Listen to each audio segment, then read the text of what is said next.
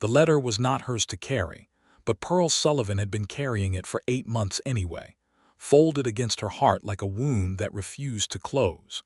She stood in the middle of the main street of Caldwell, Kansas, on a Thursday afternoon in October of 1882, with the October wind cutting through her gray wool traveling dress and the dust of half the continent still in her hair, and she read the letter one more time, not because she needed to. She had memorized every word of it in the first week after she found it tucked inside her late sister's Bible, hidden between the pages of Psalms like a secret prayer. She read it because reading it was the only way she knew how to feel close to Clara anymore. And right now, standing alone in a town she did not know, Pearl Sullivan needed her sister more than she had needed anyone in her entire life. The letter was from a man named Oliver Quinn, a rancher in the Kansas Territory, who had written to Clara Sullivan in response to a matrimonial advertisement that Clara had placed in the St. Louis Dispatch without ever telling Pearl she had done so. The letter was dated 14 months ago. Clara had never written back. 6 weeks after Oliver Quinn had mailed that letter, Clara Sullivan was dead of typhoid fever, taking with her whatever dreams she had carried about a new life in the West, a ranch. A man who wrote with careful, honest words about the kind of life he could offer and the kind of man he was trying to be. Pearl had written to Oliver Quinn herself, 3 months after Clara's death, introducing herself as Clara's sister, explaining the tragedy, and asking if the offer still stood. She had told herself she was doing it for practical reasons. She had no money. She had no home. The boarding house in St. Louis where she and Clara had lived as seamstresses was no place to grieve and no place to rebuild. She had told herself this was a sensible arrangement, a practical matter, not a desperate flight westward wrapped in a dead woman's possibility.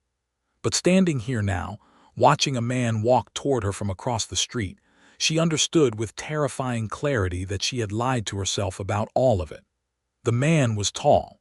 That was the first thing. Tall in a way that seemed practical rather than decorative. The kind of tall that comes from decades of reaching and hauling and building, rather than from any particular gift. He wore a brown hat that had clearly been good once and was still serviceable now, and his boots were the boots of a working man, not a show pony.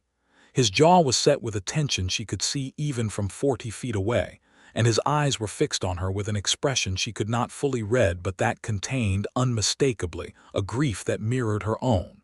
He stopped 3 feet from her, and for a long moment neither of them spoke. Then he said, "You're not Clara." It was not an accusation. It was not a complaint.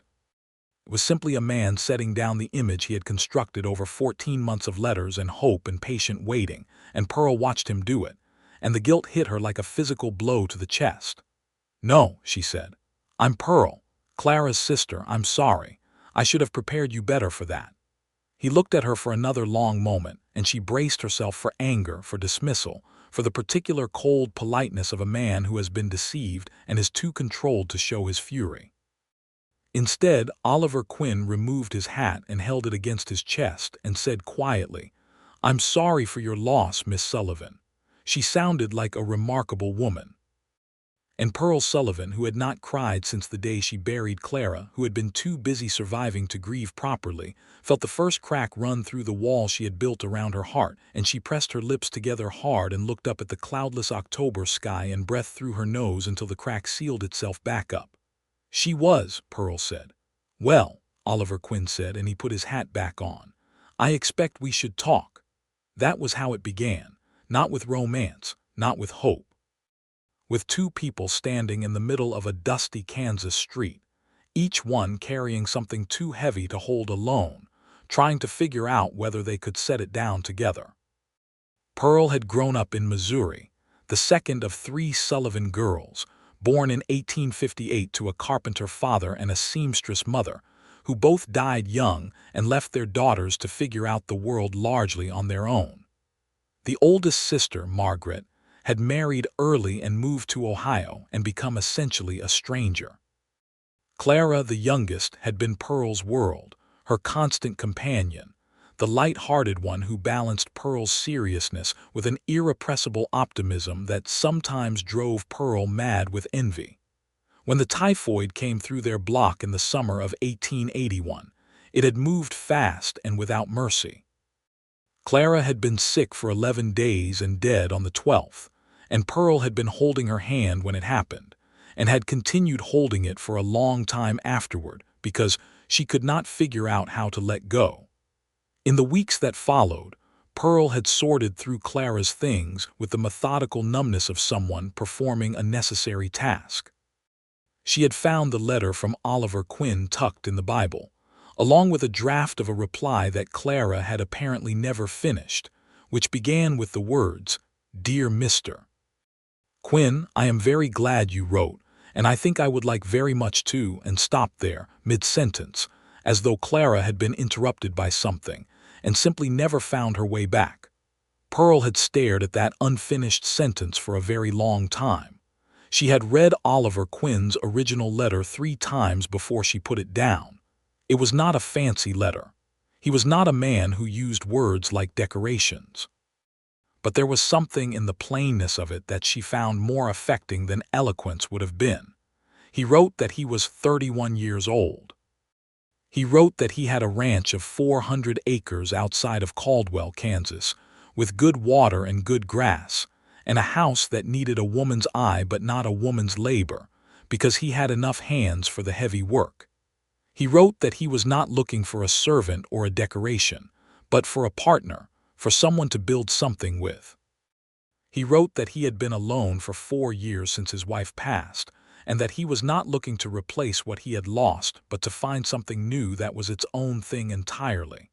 That last line had stopped Pearl cold. He had been alone for 4 years since his wife passed. He was carrying his own grief then. He knew what it weighed. She had written to him on a Tuesday evening in September of 1881, sitting at the small table by the window of the boarding house, with the sounds of St. Louis coming up through the glass. She had been honest.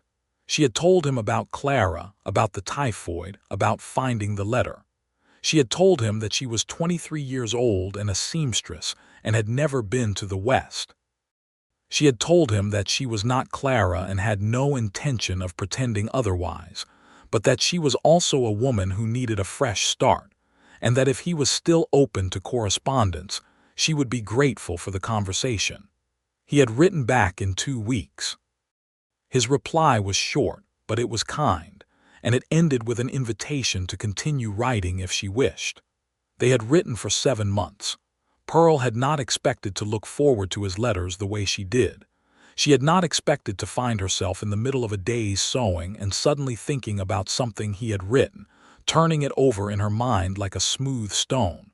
His letters were not romantic exactly, but they were honest in a way that she had not experienced from a man before, and honesty, she was discovering, had its own particular warmth. He wrote about the ranch without sentimentality but with evident love. He wrote about his horses by name. He wrote about the particular quality of the light on the plains in winter, which he described as thin and silver and honest, the kind of light that doesn't flatter anything but makes everything clear.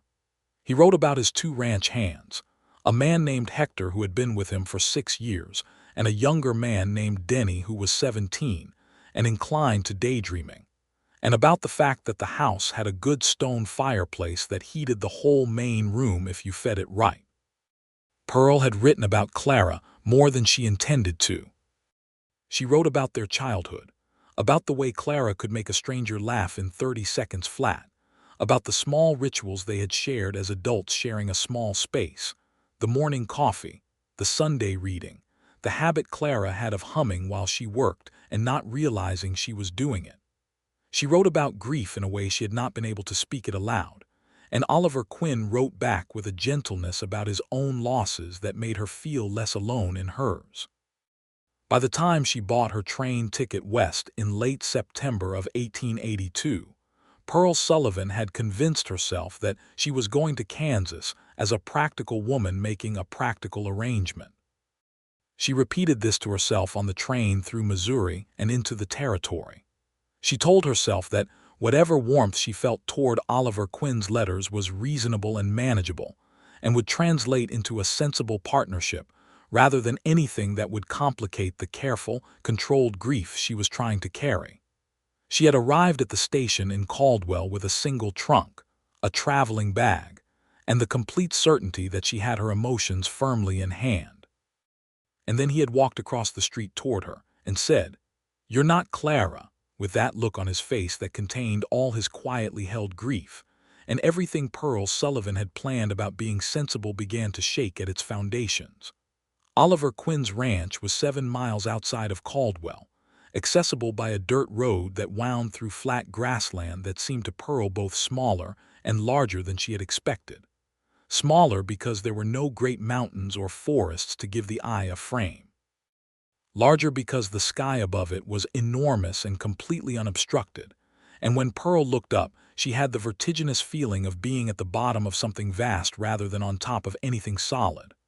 Oliver drove the wagon himself. Pearl sat beside him on the seat, with her trunk secured in the back, and they talked carefully, the way people talk when they are both aware that a great deal is at stake, but neither is certain yet where the footing is safe. "I want to be plain with you," Oliver said, "about 2 miles out from town, with the grassland running away in every direction and a hawk making slow circles overhead. I've thought a great deal about how to handle this situation fairly. You came a long way based on an understanding we reached through letters, and I want to honor that. I have a room that is yours, private and comfortable, and there is no expectation between us that is not freely agreed upon. If you decide after a time that this arrangement does not suit you, I will help you find other work or a return passage. And if you decide you want to stay, then we can talk about what staying looks like." Pearl looked at him. The evening light was doing exactly what he had described in his letter, thin and silver and honest, and it showed her the lines around his eyes and the careful set of his mouth, and the way his hands held the reins with a practiced ease that suggested a man comfortable in his body and his work. "That is a fair proposal," she said. "I think fairness is the least I owe you," he said. "You came a long way." "I came a long way," she agreed. "But I want to be plain with you as well. I wrote to you partly for practical reasons, and I won't pretend otherwise. I had no money and no prospects in St. Louis and no reason to stay. But I also wrote to you because your letters were," she paused, choosing the word, "honest, in a way I found valuable, and I am not here to be Clara. I am not here to stand in for someone who is gone. I'm here as myself, whatever that's worth." He was quiet for a moment, and then he said, "It's worth quite a bit, Miss Sullivan, from what I've seen so far." It was a plain thing to say, not romantic, not a pretty speech. But Pearl felt it land somewhere low in her chest, and she turned back to the road ahead and breathed through the feeling carefully, the way she had been practicing all day. The ranch was not grand, but it was solid. The house was a one-story structure built of stone and timber, low and wide, with a porch running along the front and a row of cottonwood trees along the north side that had been planted, Oliver told her, by the previous owner 20 years ago, and were now tall enough to provide real shade. There was a barn and a corral and a bunkhouse for the hands, and beyond the ranch buildings, the land opened up into pasture where she could see cattle moving in the evening dimness. Hector, who was 34 and Mexican by birth, and had the bearing of a man who observed everything and commented on little, nodded to her with a brief formality that she suspected was his version of a warm welcome. Denny, the younger hand, was 17 and had red hair and the gap-toothed smile of someone who had not yet learned to be careful with his enthusiasm. He shook her hand with both of his and said it was real good to have someone in the house, because Mr. Quinn had been eating his own cooking for too long and it was a tragedy. Oliver said, "Denny," with a warning in his voice that was undermined by the corner of his mouth that moved upward, and Denny retreated to the bunkhouse with the speed of someone who had learned to read that particular warning and respect it. The house was clean, which surprised Pearl slightly, though she wasn't sure what she had expected. Oliver Quinn did not strike her as a man who lived in disorder. The main room had the stone fireplace he had written about, and a table with 4 chairs, and a shelf of books that she went to immediately with the helpless compulsion of someone who cannot see books without needing to know their titles. There was a Bible, a copy of Oliver Twist, a cattle management manual, a well-worn volume of Emerson essays that had clearly been read many times, and a small collection of agricultural journals stacked at the end. "You read Emerson," she said, and it was not a question. "My wife gave me that copy," he said from the doorway. "I've read it through about 6 times. I find it useful." He turned from the shelf. He was leaning against the doorframe with his arms crossed and his hat in one hand, watching her with an expression that was cautious and open at the same time, and Pearl thought that he was a man who had learned very thoroughly how to hold grief without being crushed by it, and that she could learn something from that if she let herself. "Your room is through there," he said, nodding toward a door. "I'll bring your trunk." The room was small and clean, with a window that faced east toward the open plains. There was a bed with a patchwork quilt that she suspected had been his wife's, and a washstand, and a hook on the wall for clothes. It was nothing like the boarding house in St. Louis. It was quieter. It smelled of dry grass and wood smoke rather than soot and laundry. Pearl sat on the edge of the bed after Oliver had brought in her trunk and left her to settle, and she put Clara's letter on the washstand and looked at it, and felt the enormous weight of everything she had carried across half a continent settle onto her shoulders all at once. She sat with it for a long time. Then she washed her face and went to help with supper. In the weeks that followed, Pearl Sullivan and Oliver Quinn built a careful, deliberate friendship, the kind that is constructed one honest exchange at a time, each one slightly more vulnerable than the last, like 2 people adding stones to a bridge and testing each new one before committing their weight to it. Pearl was useful, and she knew how to be useful, which was different from being a servant. She understood the difference clearly, and so did Oliver, and that understanding was important.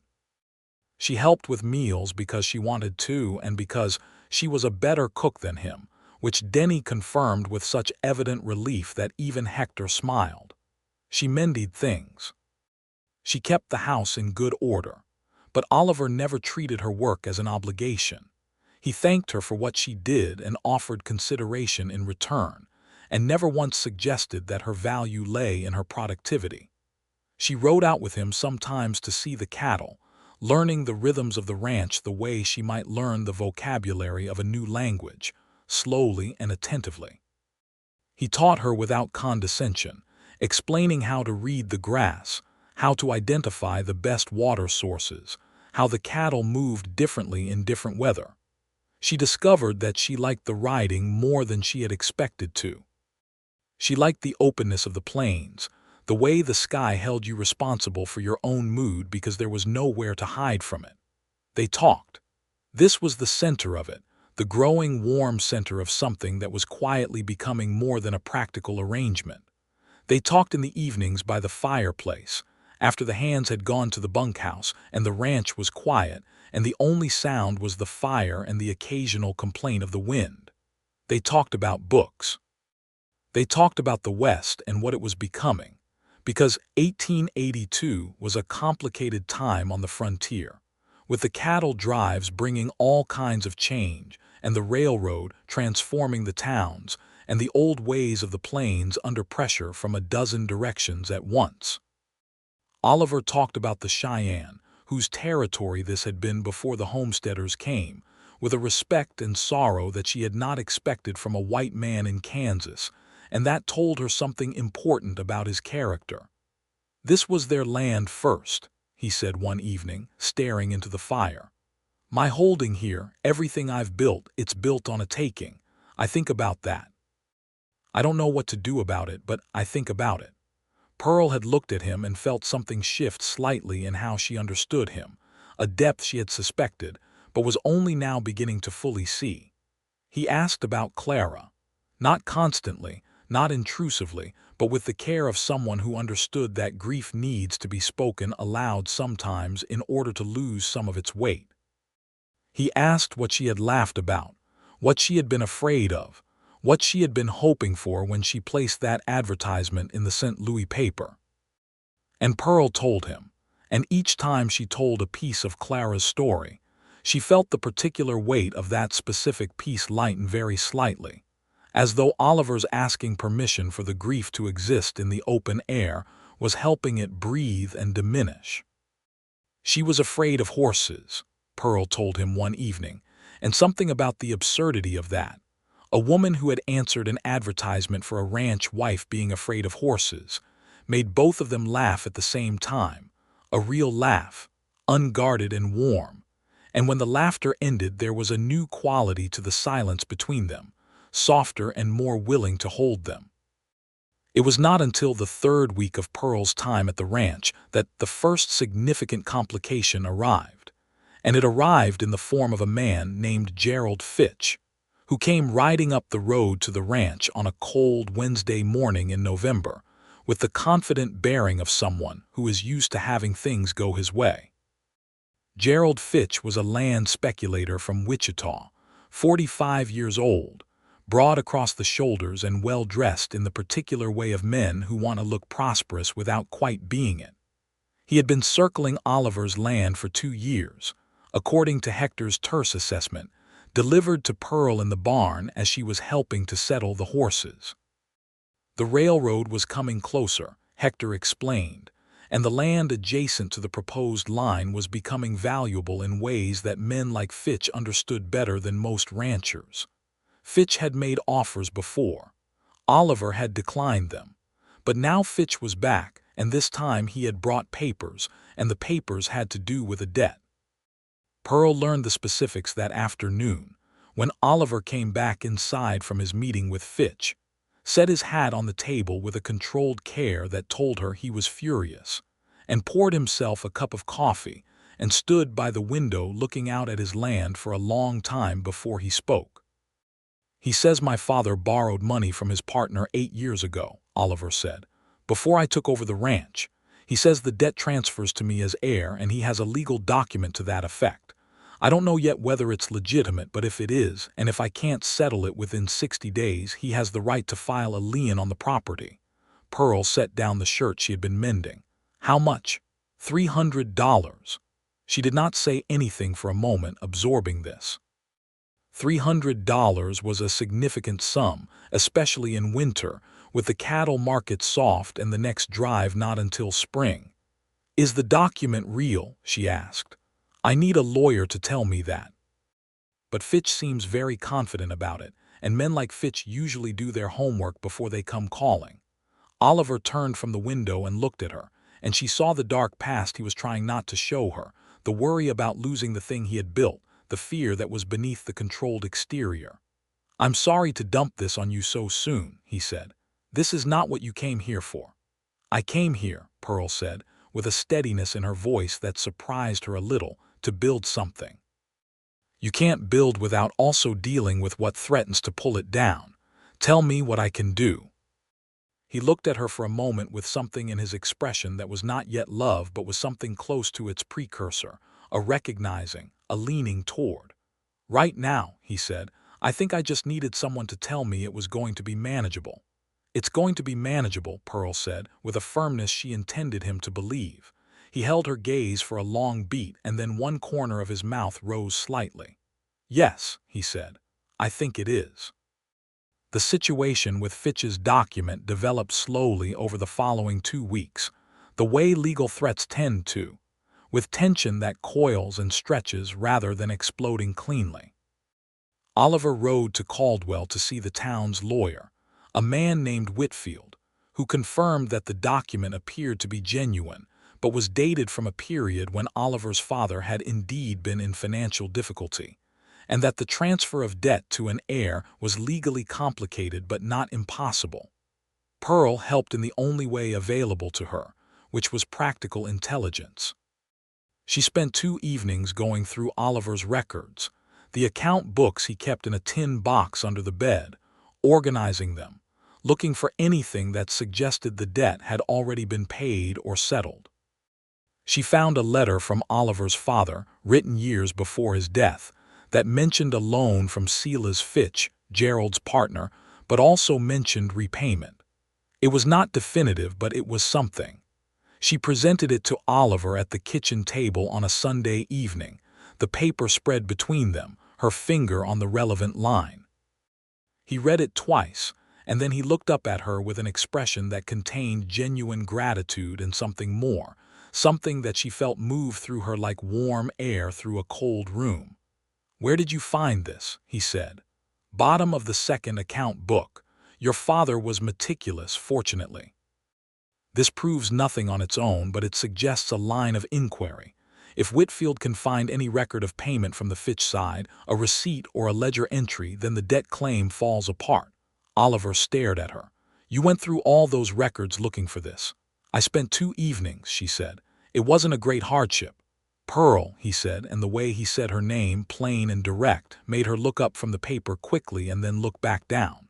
"Thank you." The word landed differently than "thank you" usually landed, with a weight and a warmth that made her want to deflect it. Instead, she nodded and moved on to the next point about the ledger entries, and he let her. But the quality of his attention to her for the rest of that evening was changed in a way they both felt and neither mentioned. Whitfield found the payment record. It took him another 10 days and cost Oliver $15 in legal fees, but the record existed in Silas Fitch's own ledger, which had passed to Gerald upon Silas's death 2 years ago. Gerald Fitch, it turned out, had known about the payment. He had been hoping Oliver did not. When Whitfield presented the evidence, the debt claim collapsed entirely, and Gerald Fitch rode back to Wichita with the controlled fury of a man who has overplayed his hand and knows it. The evening after Oliver returned from Caldwell with the news that Fitch was gone and the ranch was secure, he came into the kitchen where Pearl was making supper and stood in the doorway for a long moment, and then he said, "I want to tell you something." She turned from the stove. He was standing with his hat in his hands again, turning it slowly by the brim, which she had learned was what he did when he was working up to something important. "What I said when you arrived about this being a practical arrangement with no expectations," he said. "I meant it when I said it. I want you to know that. But I also want to tell you that things have shifted for me, and I think you should know that because you deserve to know where you stand. I'm not asking anything of you. I'm not changing the terms of anything. I just think," he paused, and the hat turned in his hands. "I think I would be dishonest if I kept pretending that what I feel when I spend time with you is merely practical, and I don't want to be dishonest with you." Pearl had been holding a wooden spoon over the pot, and she set it down very deliberately and looked at him. "I appreciate your honesty," she said, and her voice was steadier than she felt. "Can I tell you something in return?" "Yes," he said. "I came here carrying Clara's grief," she said. "I want you to understand that. I came here because she couldn't, and because I told myself that I was honoring her memory by coming, and because I was also running away from everything in St. Louis that reminded me of her. I have been carrying her grief and my own grief and the guilt of being the one who survived, and I don't think I have the right to." She stopped, swallowed, started again. "I don't think I have the right to feel what I have been feeling about you because it seems like a betrayal of why I came here in the first place, like I am taking something that was meant for Clara." Oliver was quiet for a long moment. Then he came the rest of the way into the kitchen and sat down at the table, and he looked at her with his honest, careful eyes, and he said, "Can I tell you something about grief?" She sat across from him. The supper continued its gentle work on the stove behind her, ignored for now. "When my wife died," he said, "I spent about 2 years believing that any happiness I felt was a betrayal of her. Every time I laughed at something or enjoyed a meal or felt glad about the cattle or pleased with a good day's work, there was this voice that said I should not be allowed to feel that because she was gone and I was still here. It was a trap, Pearl. A trap I built for myself and then sat in and called it loyalty." He leaned forward slightly. "What you're doing is not loyalty to Clara. It's punishing yourself for being alive, and I don't think Clara would want that for you. I don't think she would want you to hold her grief in front of yourself like a shield to keep everything else out." Pearl looked at him for a long time. Something was moving inside her chest, slow and enormous, like ice shifting on a river in early spring, and she breathed carefully and did not look away from him. "She wrote that letter to you," Pearl said. "She wanted this life." "And you do too," Oliver said, quietly but with certainty. "I've watched you for 6 weeks. You love this land, you love the work. You've been happier here than you let yourself admit, and I think that scares you, because being happy here feels like agreeing that her death led to something good, which feels like betrayal." He paused. "But it did lead to something, Pearl. Not because her death was good, because it was terrible and wrong and too soon. But because you are here and you are real, and what you have built in the past 6 weeks is yours. Not hers, not mine, yours." The ice shifted further. Pearl felt the cold rush of it through her chest, and she pressed her hands flat on the table and she breathed, and she felt tears come in a way that was different from the tears she had suppressed at the train station or pressed back in her room at night. These tears were not grief tightening. They were grief loosening. She felt the difference. She had not known there was a difference until this moment.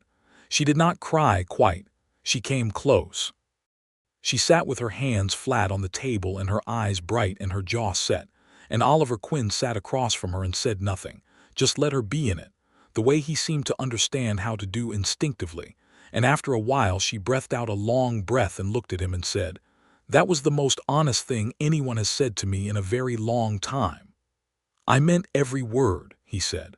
"I know," she said. And then, because she was Pearl Sullivan and she had never been afraid of honesty even when it frightened her, she said, "I feel it too. What you said, the shift, I feel it too." He held her gaze and said nothing, but something in his face changed in a way that was unmistakable, and that made Pearl Sullivan feel, for the first time since Clara died, that the future was a place she might actually want to walk into rather than a blank she was simply moving through. That evening, something shifted between them that could not be unshifted, and it was not a crisis that shifted it but an honesty, which Pearl thought was perhaps the only foundation worth building on. The days that followed had a different quality. The warmth between them was no longer careful about its own existence. Oliver touched her arm once briefly, when they were looking at the cattle together in the late afternoon, pointing something out, his hand on her arm for just a moment, and it was nothing and it was everything. She began cooking things she had loved as a child, recipes her mother had taught her, and watched with quiet pleasure as he ate them with evident appreciation. She read one of his Emerson essays, and they discussed it for 2 hours at the kitchen table, with the kind of engaged disagreement that is a pleasure rather than a threat. And she fell asleep that night thinking about his arguments and wanting to continue them. Hector, who observed everything, said nothing, but Pearl noticed that he began making small courtesies toward her that had not been present before, holding doors, bringing in wood without being asked, and she understood that this was his way of indicating approval. Denny was less subtle. He told Pearl directly and with great enthusiasm that Mr. Quinn had smiled 3 times at breakfast, which was more than the total for the past month, and that it was definitely because of her cooking. "You will get Denny into a great deal of trouble with your honesty one day," Pearl told Oliver that evening. "He was born into trouble," Oliver said, but he was smiling, and Pearl thought his smile was a rare thing and a good one, and that she was glad to be one of the causes of it. December came with cold that had teeth to it, the kind of cold Pearl had not experienced in Missouri, a flat, wind-swept cold that came off the plains with nothing to slow it down.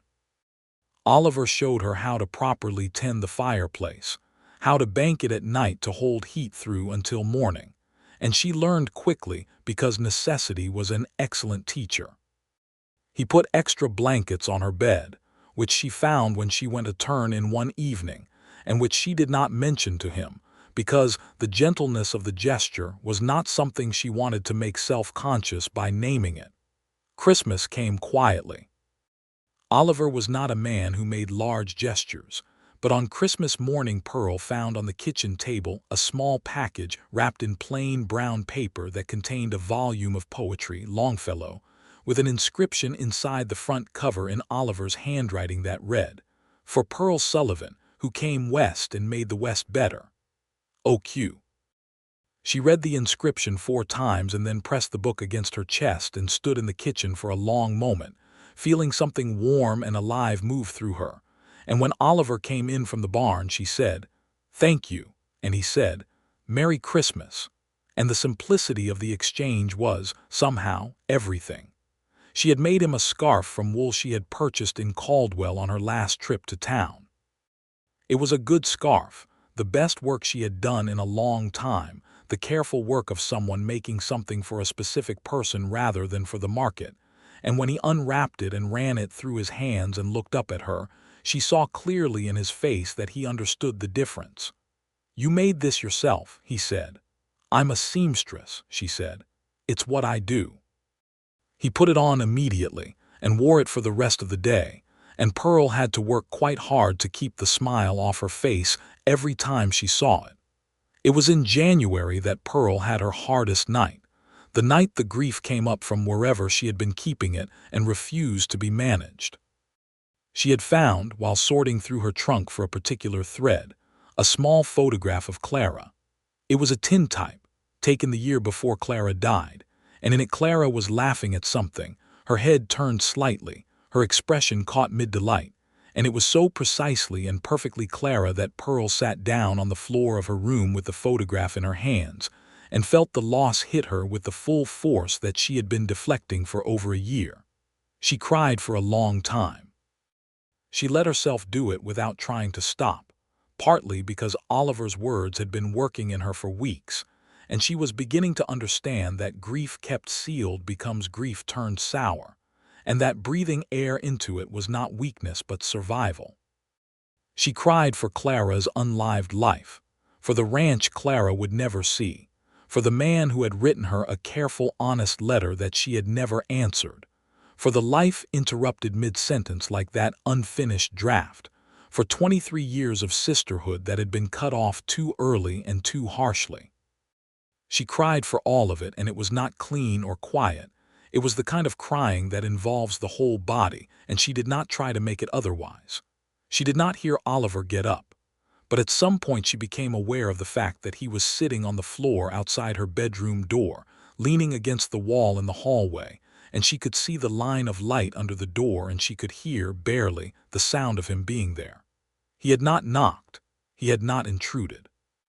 He had simply come to be nearby, to put himself within reach without demanding anything, and Pearl Sullivan sat on the floor of her room with Clara's photograph, and understood that she was in love with Oliver Quinn in a way that was complete and serious and real, and that it was not a betrayal of Clara, but rather the thing Clara's letter had been trying to set in motion before she ran out of time. She opened the door. He looked up at her from the floor with the particular expression of a man who is worried but refusing to push, and she sat down beside him in the hallway, their backs against the wall, their shoulders almost touching, and she said, "I found her photograph." "I know," he said.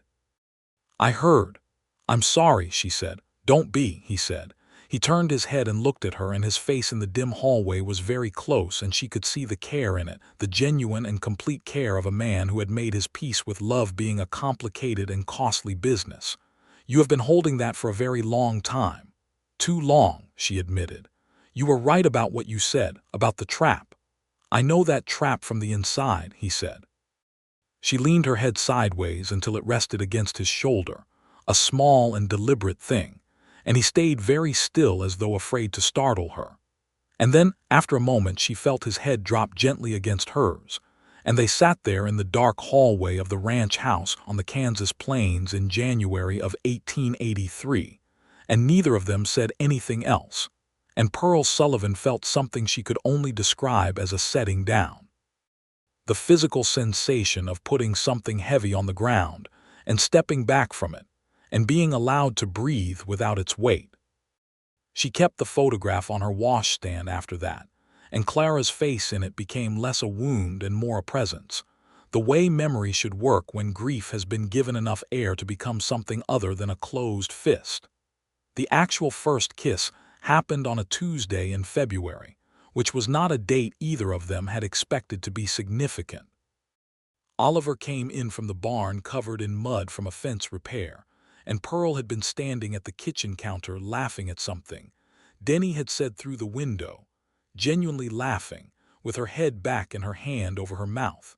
And when she turned around and saw Oliver standing in the doorway watching her with an expression of such unguarded warmth that it briefly stopped her laughter, she said, "What?" He crossed the kitchen and he kissed her, mud on his jacket and all, with a straightforwardness that was exactly consistent with everything she knew about him. It was brief and gentle and certain, the kind of kiss that is not asking a question but answering one, and when it ended Pearl was looking up at him, and thinking that she should have expected that Oliver Quinn would approach everything including a first kiss with a direct practicality that was somehow more romantic than any elaborate gesture. "I've been wanting to do that for about 6 weeks," he said. "I know," she said, because she had. "Is that all right?" he said. "Yes," she said. "Very all right."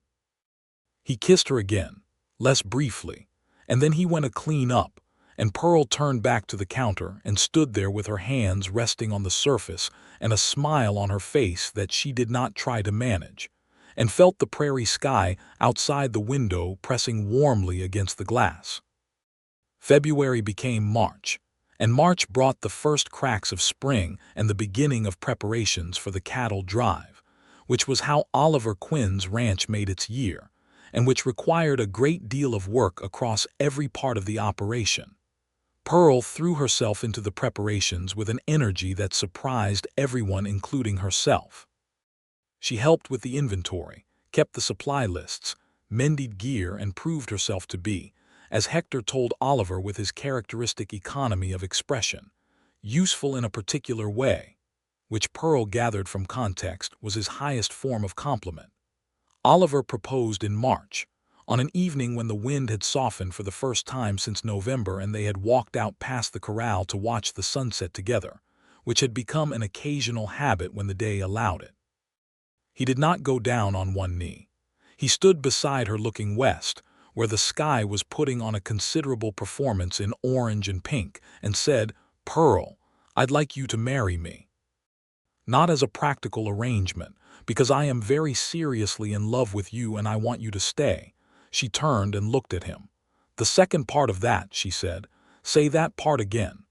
"I am very seriously in love with you," he said, without hesitation. She turned back to the sunset for a moment, feeling the warmth of it on her face and the warmth of something else spreading through her entire body. And she thought about Clara, who had never got to come west, who had never got to answer the letter, who had never got to stand on this land and feel this sky. She thought about the unfinished sentence, the words that ended mid-thought and never reached their destination. And she thought about her own life, the one she had built in the past 4 months, the friendships with Hector and Denny, the knowledge of cattle and grass and Kansas light that she had not had before, the evenings by the fire, the arguments about Emerson, the scarf she had made, the photograph on the washstand, the way Oliver Quinn had sat outside her door in the dark and not demanded anything. "Yes," she said, "I will marry you. I'm also very seriously in love with you, in case you were wondering." He turned and looked at her with something complete in his face, a fullness, like a man who has finally arrived somewhere after a very long road. "I was hoping," he said. She laughed and he put his arm around her in the gathering evening, and she leaned into him, and the sky did its sunset work above them, and the cattle moved in the middle distance, and the cottonwoods swayed in the early spring wind. They were married in Caldwell at the end of March of 1883. The ceremony was performed by the town's Methodist minister, a man named Reverend Gaines, who had been conducting weddings in the territory for 20 years, and who managed to be warm and efficient at the same time, which Pearl appreciated. Oliver wore his good jacket, which she had pressed the night before, and his hat, and she wore the best dress she had, the blue one she had made herself in St. Louis from good fabric, though it had seen a lot of traveling, and she spent an hour the morning of the wedding making sure it was perfect. Hector stood as witness, which he performed with the same contained dignity he brought to everything, signing his name to the document with careful deliberateness. Denny stood beside him and cried with the total abandon of someone who had not yet learned that adults are supposed to be more controlled about these things, and Pearl found herself moved by his emotion in a way that she was grateful for, because it gave her permission to be moved herself. The town was not enormously interested in their wedding, being a town with plenty of its own business to attend to, but the proprietor of the general store, a woman named Mrs. Adele Peterson, who had become something of a friendly acquaintance to Pearl on her supply runs, pressed a small jar of good honey into Pearl's hands afterward and told her she wished them well, and the warmth of the gesture was disproportionate to its size, as warmth from genuine people usually is.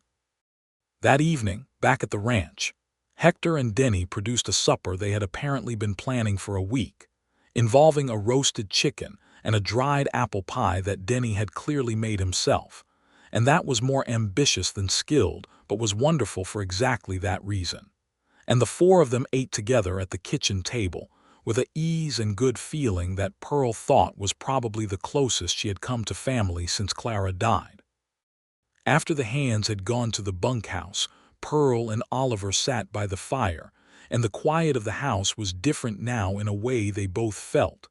It was a complete quiet rather than an empty one. "I want to tell you something," Pearl said. "About Clara." "Tell me," he said. "I think she would have been very happy here," Pearl said. "I've been afraid to think that because it made me sad, but I've been thinking about it differently lately. She wrote to you because she wanted something real and good and honest, and she would have found it here. She would have loved the sky." Pearl looked at the fire. "I'm going to stop carrying her grief as though it belongs to me. It was hers and she deserved to live it and she didn't get to, and that is terrible. But it is not mine to carry forever. I'm going to carry her memory instead. That's different. That's lighter. That's something I can hold without it crushing me." Oliver had his hand over hers on the arm of the chair and he squeezed it gently. "I think that is exactly right," he said, "and I think she'd be glad you're here." Pearl looked up at him. "I know she would be," she said. They sat together in the warm quiet of the fire-lit room, with Clara's memory present and light rather than heavy and dark, and Pearl Sullivan, who had come west carrying someone else's grief, understood that she had finally set it down here, in this place, in this life, with this man, and that what she had picked up in its place was entirely and beautifully her own. The spring and summer of 1883 were the best months of Pearl's life that she had lived so far. The cattle drive went well, bringing enough money to replace the fence line on the east pasture and to purchase 3 more horses, one of which Pearl quietly claimed as her own favorite, a dark bay mare she named River because she moved like water. Oliver caught her choosing the name and said, "River is a very dignified name for a horse," with a solemnity that was almost entirely undermined by the fact that he was smiling, and Pearl said, "She is a very dignified horse," and he conceded the point. She rode River every day, and her confidence on horseback grew to the point that she could ride out alone, which she did sometimes in the early morning before the day's work began, out to the east where the sunrise was doing its daily astonishment across the flat horizon, and she would sit on River's back in the warm, early light and feel the scale of the world and her own scale within it, and find it, after everything, good. Oliver expanded the ranch that summer, purchasing an adjacent 40 acres from a homesteader who was giving up and going back east, which brought the total to 440 acres and required a new fence line and a new water arrangement that occupied much of August. Pearl helped plan the water system, drawing on a combination of practical observation and a memory for geometry that she had not known she possessed until it was needed. And when the new system worked correctly and Oliver inspected it with evident satisfaction, he turned to her and said, "You designed this." "Most of it," she said. "You are remarkable," he said, in the plain, direct way he said things that meant the most. "I had good material to work with," she said. He kissed her in the middle of the new pasture with the September sun on them both and the cattle moving in the distance, and it was the kind of ordinary kiss that exists only in a life that is completely and contentedly real. It was in the fall of 1883 that Pearl discovered she was pregnant. She told Oliver on a Saturday morning in October, 1 year almost exactly from the day she had arrived in Caldwell, sitting across from him at the kitchen table with her hands around a cup of coffee, just saying it directly, because that was how they told each other things. He went very still.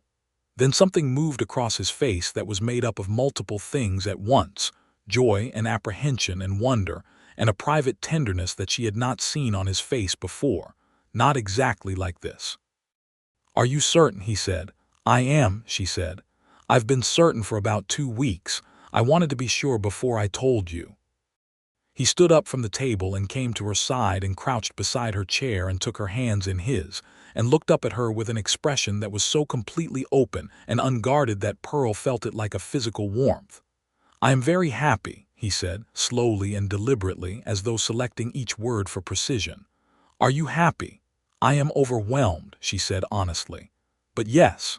Underneath that, yes." He brought her hands up and pressed them against his mouth, a gesture she had not seen from him before, and she felt the warmth of his breath against her fingers and looked at the top of his bent head and thought that she was, in fact, happy in a way that was clean and whole and without qualification, and that it had taken considerable work to arrive here, and that the work had been worth it. They told Hector and Denny that evening at supper. Hector gave a rare, genuine smile and said, "Good news," with the weight of a longer speech, and Pearl understood it as such. Denny whooped so loudly that one of the horses in the barn made a complaint about it, and Oliver told him to settle down, but nobody was really asking him to stop. The news spread to town, as news does in small communities, and Mrs. Peterson stopped Pearl on her next supply run to offer congratulations and information about the local midwife, a woman named Mrs. Beatrice Cole, who had delivered most of the children born in the county for the past 15 years and who, according to Mrs. Peterson, was the kind of woman you want in the room when things are serious. Pearl made the acquaintance of Mrs. Cole, who was 60, compact and completely unsentimental, and liked her immediately. The winter of 1883 and 1884 passed with the particular quality of a winter when there is something to wait for. Oliver was attentive without being fussy, a distinction Pearl appreciated, as she had no patience for being treated like a piece of china. He carried heavier things without being asked, without comment. He learned to cook 3 dishes adequately, which was his contribution to the evening meal arrangements during the later months when Pearl found standing for long stretches exhausting.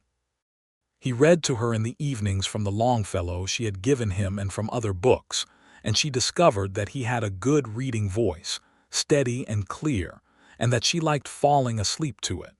She wrote to Margaret, her older sister in Ohio, to share the news. Margaret wrote back in a brief, not unkind letter that contained more information about her own life than interest in Pearl's, which was in character. But Pearl read it generously and wrote back warmly, because she had enough warmth now that she could afford to be generous with it. She thought about Clara throughout the pregnancy. Not with the old heavy grief, but with a softer feeling, a wish, a persistent and gentle wish that Clara could know about this, could see the ranch and the house and Oliver and the cottonwoods in the good January light. She kept the tintype on the washstand and sometimes said things to it, small things, bits of news, and Oliver saw her do it once and said nothing except later, "She'd have been a wonderful aunt." And Pearl said, "The absolute worst influence," and he laughed, and that was that.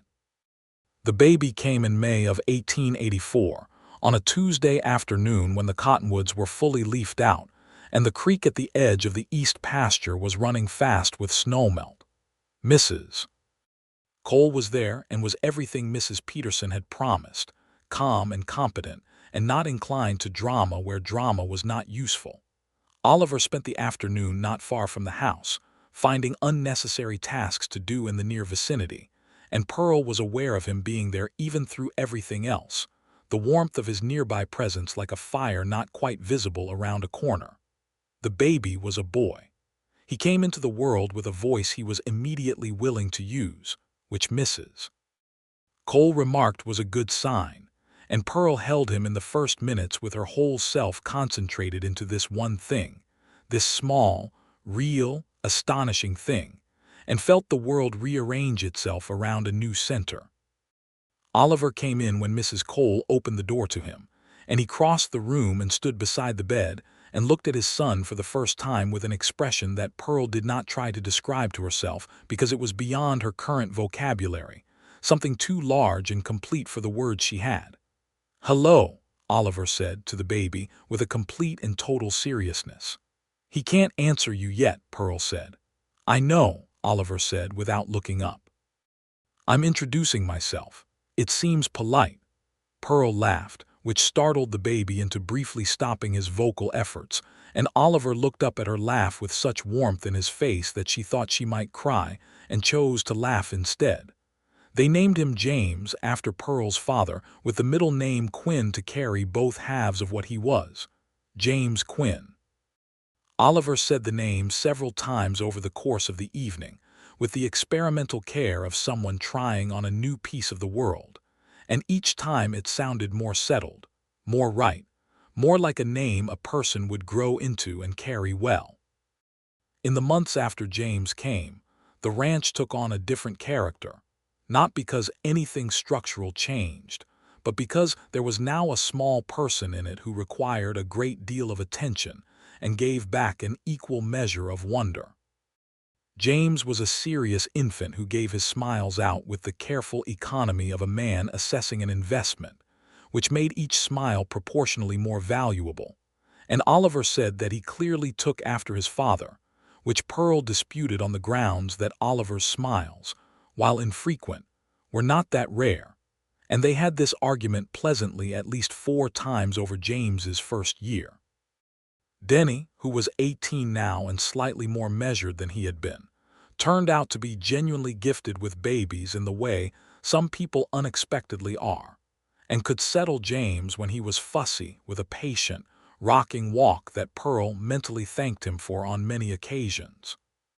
Hector carved James a small horse from cottonwood, presenting it without ceremony by placing it on the kitchen table one morning before anyone else was up. And when Pearl found it, she brought it to Oliver, and they both stood looking at it for a moment in the early light, understanding the full weight of what it represented from a man who expressed everything through actions rather than words. The summer of 1884 was good, the fall was better, and by Christmas of that year, Pearl Sullivan Quinn had been in Kansas for 2 years and 3 months, and the life she was living was so thoroughly, genuinely her own that sometimes she would stop in the middle of a day, in the middle of a task, and take a moment simply to register the fact of it. She would note the specific quality of the light, the smell of the house, the sound of James or Oliver or one of the hands, the solidity of the stone walls, the view from the east window across the land that was hers now as much as anyone's, and she would think, "This is real, this is mine, I built this." Clara's tintype stayed on the washstand, and Pearl still spoke to it occasionally, and Oliver still sometimes said things to it too in his brief way, which Pearl found privately wonderful. The grief that had come with her from St. Louis, packed against her heart for the long journey west, was not gone exactly. You do not lose a sister and come out the other side without some permanent alteration. But it had transformed from a weight into a warmth, from a darkness into a presence, from something that inhibited life into something that deepened it. Clara Sullivan had wanted a life in the West, a good man, a chance at something real and wide and honest. She had not gotten it herself. But she had, in her own indirect and particular way, given it to Pearl, and Pearl understood this now not as a contradiction or a cruelty but as a gift, the most complicated and precious kind, the kind that costs the giver everything. Gerald Fitch, as it turned out, was not entirely finished. In the spring of 1885, word came from Caldwell that Fitch had approached a neighboring rancher, a man named Ed Pryor, whose land abutted Oliver's to the south, with a new scheme involving disputed water rights on a creek that crossed both properties. The aim, Whitfield explained in a letter to Oliver, appeared to be creating legal complications that would devalue the Quinn land and make it easier to acquire. Oliver went to town to see Whitfield, and Pearl went with him, leaving James in Hector's capable and quietly delighted hands. She sat in Whitfield's small office and listened to the legal problem with a focused attention that she had developed over 3 years of ranch life, which had taught her that problems ignored become problems compounded. "What does Pryor know about this?" Pearl asked. Whitfield looked at her briefly as though slightly surprised to be addressed, then adjusted his view of the situation. "Pryor seems to believe it's a legitimate legal dispute," he said. "Has anyone told him plainly what Fitch did 2 years ago?" Pearl said. There was a silence. "We could do that," Oliver said. "We should do that," Pearl said. "Fitch is counting on the 2 properties being in separate conversations. If Pryor understands that Fitch came after Oliver with a manufactured debt claim and lost, he may reconsider whether Fitch is a man he wants to be in business with." Oliver looked at her with that particular expression she had come to know well, the one that meant he was finding her useful in a way that he also found admirable. Whitfield cleared his throat. "That is a straightforward approach," he allowed. "It is," Pearl said. Oliver went to see Ed Pryor that same afternoon while Pearl waited at the general store and talked with Mrs. Peterson. He came back an hour later looking satisfied in a controlled way, which was his version of triumphant. "Pryor was not fully informed," Oliver said when they were back in the wagon heading home. "He is now. He's pulling out of any arrangement with Fitch." "Good," Pearl said. "He also said, and I am quoting him, that Fitch is a snake in good boots," Oliver said. Pearl smiled. "That is accurate." They rode home through the spring afternoon, with the grassland turning green on both sides of the road, and the sky its usual magnificent blue. And Oliver reached over at some point and took her hand and held it on the seat between them. And they rode the rest of the way like that, comfortable and quiet and fully at home in the world they had made. Fitch did not come back after that. Whether because 2 failures had finally discouraged him, or because Pryor's withdrawal had sufficiently reduced the strategic value of the Quinn land, he directed his attentions elsewhere, and Oliver Quinn's ranch remained Oliver Quinn's, and Pearl Quinn's, and by extension young James Quinn's, who was currently learning to walk with the ferocious determination of someone discovering that the world contains far more surfaces than previously known. In the fall of 1885, Pearl discovered she was pregnant again. She told Oliver in the same way she had told him the first time, directly, over coffee at the kitchen table, because some things should be consistent. He did not go as still this time. This time his expression went immediately to the warm, open one, the one she had named privately in her own mind as his full smile, the one that came from deep and meant everything was entirely and completely right. "Good," he said. "That's all," she said. "That is everything," he said. This time the birth, which came the following spring of 1886, produced a girl, a vigorous and opinionated girl with dark hair and Oliver's jaw and the kind of specific gravity that suggests a person who will be very certain about things her whole life. They named her Clara. Oliver asked first. He said, "Is it strange if we call her that?" Pearl thought about it honestly. She held the baby in the evening light of the ranch house, with James asleep across the room and the fire burning well and the world outside the windows quiet and enormous and full of stars. And she thought about her sister, about that unfinished sentence, about the letter that had started everything by landing in the wrong hands on purpose or by fate or by some combination of the two that she was no longer sure could be cleanly separated. "No," she said. "It isn't strange. It's right." She would have loved knowing there was a Clara Quinn on this ranch. Oliver sat beside her on the edge of the bed and looked at his daughter with the same full, complete expression, and said the name quietly, "Clara Quinn," as though introducing the name to the night air and letting it see if it fit. And it did. It fit perfectly. And Pearl Quinn, who had come west 2 years ago carrying a grief that was not hers to keep, felt it finally and completely settled in the ground, transformed into something lasting and good. A name on a child who would grow up on the Kansas plains and never know the full weight of what her name had cost, which was exactly as it should be. The years layered on with the generous abundance of a life being properly lived. James grew into a boy who had his mother's quick mind and his father's patient thoroughness, a combination that produced someone who thought a great deal before he spoke, and then said exactly the right thing, which Oliver declared was better than either of its source materials on its own. Clara grew into a child who knew precisely what she wanted and saw no reason not to say so directly, which Pearl recognized with a private amusement as a quality that had more to do with the grandfather she would never meet than with anyone on the ranch. By 1887, Oliver Quinn's ranch had grown to 600 acres, with a second water system and an improved barn, and a new bunkhouse that Hector and the 2 additional hands they had hired inhabited with a professional satisfaction. Denny, who was 22 now and had grown into a thoughtful, capable young man, had found himself a girl in Caldwell named Anna, who was 20 and worked at her family's dry goods store, and had been walking out with her for several months with the earnest dedication of someone who takes every meaningful thing seriously.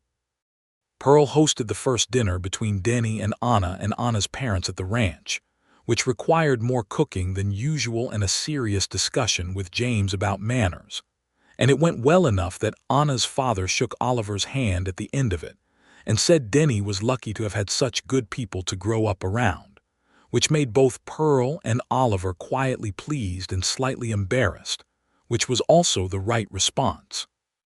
The ranch became known in the county as a place run with fairness and skill, which translated practically into good relationships with their neighbors, decent prices when selling cattle, and the particular reputational capital that comes from being people who keep their word. Oliver Quinn's handshake was considered as reliable as a written contract in Caldwell and the surrounding territory, and Pearl's organizational and practical intelligence had become so embedded in the running of the operation that the line between what was Oliver's contribution and what was Pearl's was a productive blur that benefited everything. Pearl also became, gradually and somewhat to her own surprise, a person that other women in the county came to, not exactly for advice, but for the kind of honest conversation that was hard to find on the frontier, where everyone was supposed to be managing fine. Women came with practical problems and stayed to talk about the harder things, loneliness, the gulf between what the West was supposed to be and what it actually was, the difficulty of building something real when the conditions kept changing around you. Pearl listened without prescribing, offered what she had learned without pretending it was universal, and let people sit with the weight of things in the same way Oliver had let her sit with hers, which she had come to understand as among the most important skills a person could have. She told Oliver about it one evening, about the woman who had come that afternoon, and talked for 2 hours about a grief she had been carrying alone for 3 years. "You helped her," he said. "I mostly just listened," Pearl said. "That's the help," he said. "That's most of what it is." She looked at him across the supper table, with Clara asleep in her chair and James drawing something extremely complicated on a piece of paper, and the fire going and the ranch quiet outside and the October wind doing its business with the cottonwoods, and she thought about the woman she had been at the train station in 1882, standing in the dust with a letter pressed against her heart, and the full weight of borrowed grief on her shoulders, and the woman she was now. And the distance between those two people was not so much a distance as a transformation, slow and costly and completely worth it. "You helped me first," she said. "I'm just passing it on." He reached across the table and touched her hand, and she turned her hand over and held his, and they stayed like that for a while in the warm room in their life, in the real and continuing and entirely their own story of Oliver Quinn and Pearl Sullivan Quinn, who had come west carrying someone else's grief and found, in a rancher with honest eyes and careful words, the person who helped her set it down. And after the setting down, they had built everything else together, stone by stone and season by season and year by year, the way good things are built, the way the best things always are, not quickly and not perfectly, but truly, and with love as the material that holds it all together when the Kansas wind comes, and the difficulties mount and the world pushes from all its directions. And you need to know that what you have made is real and solid and will stand. In the spring of 1889, when the territory of Kansas was well into its transformation, and the frontier they had known was itself changing around them, Oliver and Pearl Quinn stood on the porch of their ranch house in the morning light, the same stone house with the cottonwoods along the north side, watching their children run across the yard. James was 5 now and fully committed to examining everything the ranch contained. Little Clara was 3 and fully committed to following James wherever he went and demanding equal participation in whatever he was doing. "I've been thinking about something," Oliver said. "Tell me," Pearl said. "I want to build on to the house," he said. "More room." "I've been thinking about it for a while." Pearl looked at the house, at the solid, practical structure they had lived in for nearly 7 years, and thought about the east bedroom that was beginning to be tight with 2 children in it, and the future that was still ahead of them, still accumulating. "How much more room?" she said. "Another bedroom," he said, "and a study if you want one, somewhere to write and keep your books." She turned and looked at him. A study. A room for her books, for her letters, for the private work of thinking and writing that she had been doing on the corner of the kitchen table for years, without ever quite having proper space for it. "You've been thinking about this for a while," she said. "I have," he said. "I think you've been needing a room of your own for a long time, and I should have thought of it sooner." Pearl looked at him in the morning light, this man who had met her in the dust of a Kansas street and called her by her right name and helped her set down what she had been carrying too long, who had sat outside her door in the dark to be nearby without asking anything, who had kissed her in the kitchen with mud on his jacket and carved their daughter's name into the October air, who had been building something with her for 7 years that was as solid as the stone house they lived in and as living as the cottonwoods that shaded it. "Yes," she said, "let's build it." He put his arm around her and she leaned into him, and the children's voices came up from the yard, and the spring air moved across the plains that were theirs and also not theirs, and were the world they had chosen and the world that had chosen them, and everything was good. Not perfect. The West was not perfect, and life was not perfect, and grief does not entirely disappear. It simply changes shape, and there would always be a tintype on the washstand and a prayer said for a sister who had not gotten enough time. But Pearl Sullivan Quinn was standing on her own porch in her own life with the man she loved, and the children they had made and the land they had tended, and the future still arriving, and the grief she had carried across half a continent had long since become something else entirely, something warm and present and woven into the fabric of everything good, which is the best thing that grief can become, and which requires, almost always, the help of someone willing to sit with you in the dark and wait while you find your way to putting it down. She had found that person. She had set it down, and everything that came after was theirs.